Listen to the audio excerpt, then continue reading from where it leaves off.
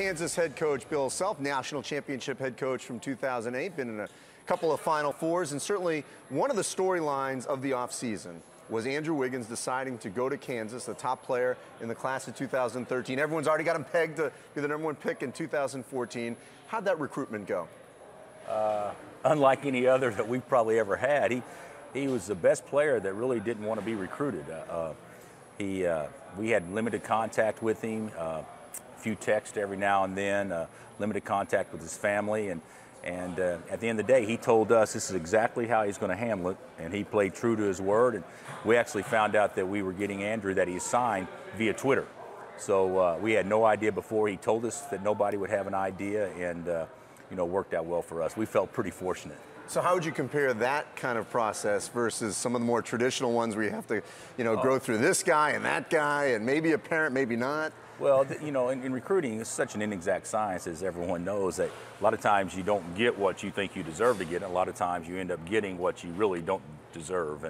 And I'm not saying we didn't deserve, but I think there were other schools that involved that probably thought they had a good opportunity. And fortunately for us, he woke up that morning on the right side of the pillow or whatnot and feeling KU. So it's been good. We've had our entire team out there, Andy, and he's been there for the majority of the summer. And so it's been good having all the guys together. And he's certainly going to be a wonderful addition to our program, not just from an athletic standpoint, but from a person standpoint. I think the way he handled his recruitment, in my opinion, I don't know how the media feels, was very refreshing over time. He didn't like the media attention. He only had his high school beat writers, the only media that actually attended his press conference, along with his family and classmates and teammates. So he's a unique guy, but one that's certainly going to draw a lot of attention to our program. You've done a marvelous job of developing players into pros. Have not had as many guys that have been there just for one season. So how would you manage Andrew Wiggins on Kansas as compared to some of the other players that you've had for 1, 2, 3, 4 years? Well, I think that it's my responsibility, it's our responsibility to get all our guys as prepared as we possibly can, as close to their ceiling as we possibly can in the time that they're with us. A lot of guys' ceilings are obviously at different heights, and his is very high, and so we're going to put a lot on him. We're going to expect a lot. We're not going to shy away from the expectations, but on the flip side, we don't want to add more to them because the expectations are going to be off the charts, as you know. But I'm not going to coach him any different than I coach all the other guys. I've talked to him about it, and he wants to be coached, and hopefully the way that we do things and the style that we have will give him an opportunity to not only showcase his talents, but more importantly, put him in a position where he can make others better as well. And I think that's what he really wants to do. What's a fair comparison in terms of the way he plays the game? I don't know. People have said different things. LeBron, obviously, it's not fair. I mean, Andrew weighs 205 pounds or 210 pounds, but I really don't know. He's a world-class athlete. Of course, he's got good genes, as you know. But with his mom being an Olympic medalist and everything, his father being a 10-year NBA vet, but he's kind of a hybrid. He can score inside. He can obviously put it down and beat you off the bounce. His stroke's improved a lot, and he's 6'8" with the best first step. So he can do a lot of things, but we'll have to tweak some things and do some unique, fun things, I think, to get him in areas where he can really excel. So what are the pieces like around him to allow Kansas not just to win the Big 12 and push Oklahoma State back, but to compete for a national title? Well, I think a lot of things have to happen. We're ridiculously young. I mean, we signed 8 guys off a team that won 31 games last year. So, we lost all 5 starters, and of course a lottery pick in Ben, and he's going to have to help step in and do that. But I don't know if I expect him to score more points than Ben did last year. That's what Ben did. I think Andrew is well versed in helping teams win in many ways.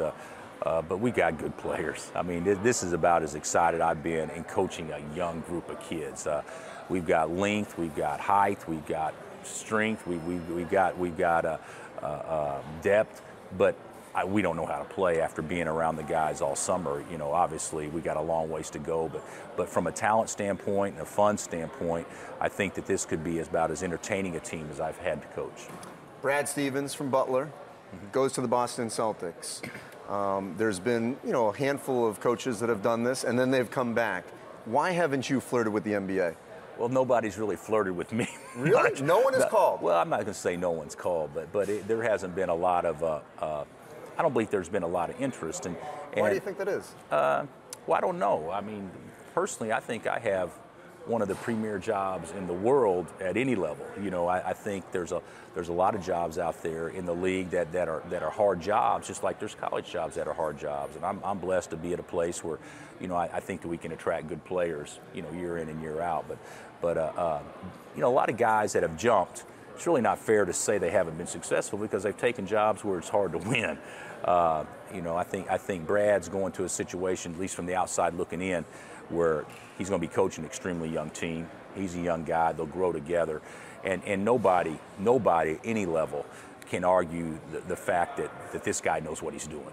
I mean, he'll be great. And I thought it was a great hire by the Celtics. I thought Danny Ainge and his team did a great job picking him out. Of course, it kind of came out of the blue for me because maybe I didn't follow it as close. But what a great hire. You know, you're rebuilding and you get to do it with a young guy, a guy that at least on the surface. And I've been around Brad a little bit at clinics and stuff, and he's come down and hung out with us a little while, but just poised and patient. And so I think it'll be a terrific hire. Now, you said that no one has called, though, and you've got a great job, but you know, it's interesting. I was at that news conference with Brad, and he said that for the last couple of years, he's thought about the NBA. How often have you ever thought about coaching in the NBA? I think everybody thinks about it, coaching at the highest level.